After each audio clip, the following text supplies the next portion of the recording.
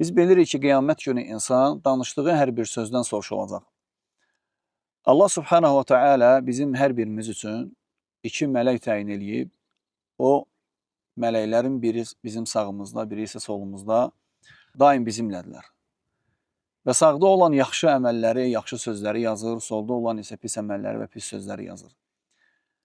Bəzi elm əhli deyir ki, bu 2 mələk insanı heç vaxt tərk eləmir, 2 hal istisna olmaqla.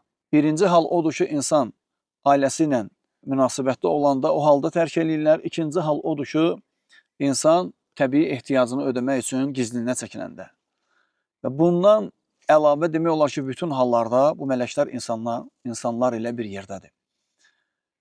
Və onlar yazırlar hər şeyi, dəyərli müsəlmanlar. İnsanların kəlmələrini əsasən, sözlərini yazırlar. Həmçinin Allah Teala başqa bir ayda buyurur ki, "Mə yəlfizu min qawlin illə lədeyhi raqibun atid." Yəni insanın, onun danışdığı elə bir dənə söz yoxdur ki, onu yazmaq üçün hazır gözətçi mələklər olmasın. Yəni subhanallah, bu Allah Teala qəlblərimizin daşlığını yumuşatsın. Görürsən, bəzən bu ayələr bizə təsir eləmir. Lakin belədir. Yazırlar hər bir şeyi. Ona görə sözlərimizə, danışıqlarımıza, kəlamlarımıza fikir verməliyik.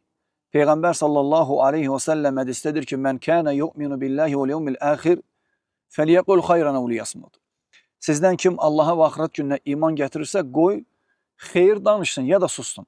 Yəni ya danışa bilirsənsə xeyir danış, dəvət elə, zikr elə, gözəl söz danış insanlarla, danışa da bilmirsənsə deyir, onda sus.